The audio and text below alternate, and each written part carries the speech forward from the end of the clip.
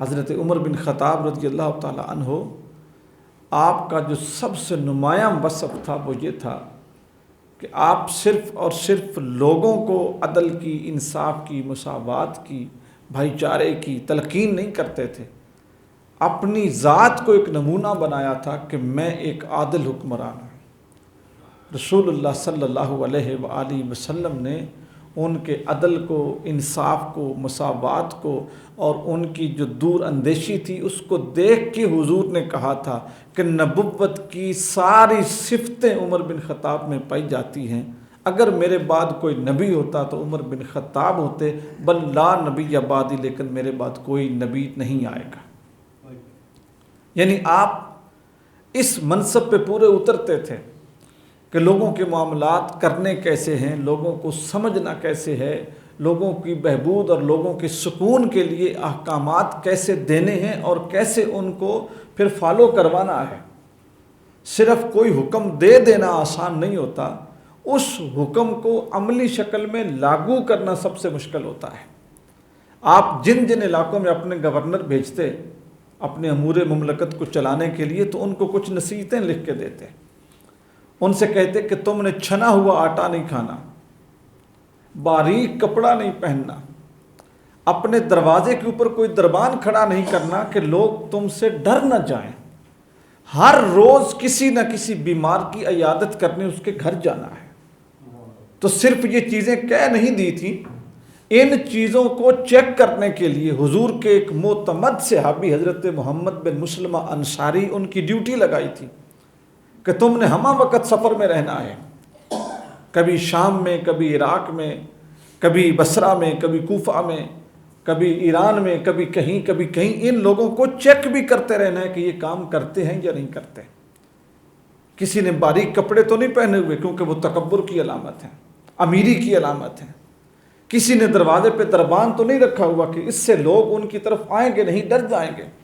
کسی نے گھر کے سامنے ڈیوڑی تو نہیں بنائی ہوئی کہ اس کا دربار کسی بادشاہ کا دربار لگے۔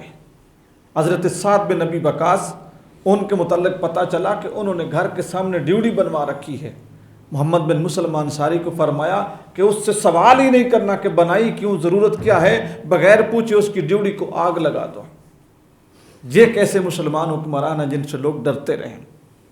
اسی طرح ایاز بن غنم، یہ مصر کے والی تھے، ان کے متعلق پتہ چلا باریک کپڑا پہنتے ہیں، دروازے پہ دربان رکھا ہوا ہے۔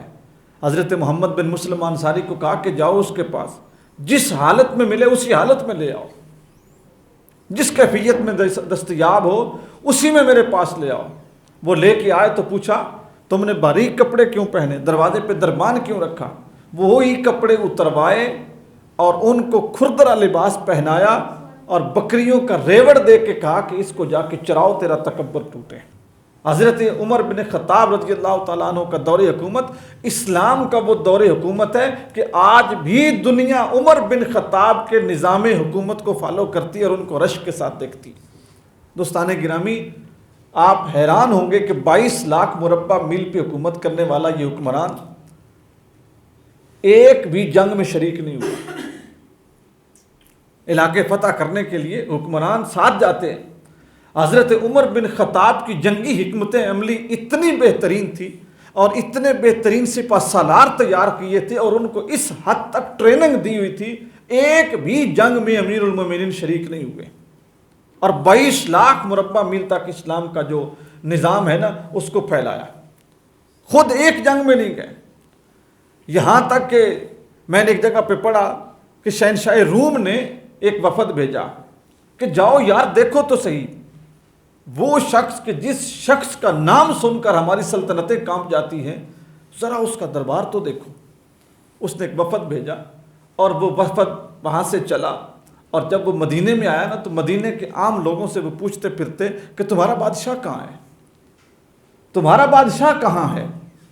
لوگ کہتے ہیں ہمارے ہاں کوئی بادشاہ نہیں ہوتا، ہمارے ہاں تو امیر ہوتا ہے، ہمارا تو امیر المومنین ہے۔ انہوں نے پوچھا وہ کہاں ہے؟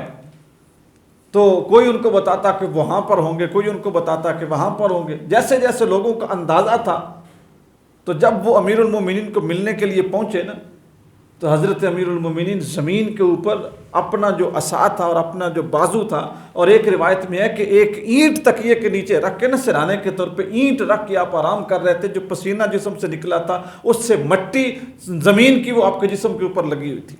وہ لوگ دیکھ کے حیران ہو گئے کہ یہ وہ شخص ہے جس شخص کا نام سن کر ہماری سلطنتیں کانپتی ہیں۔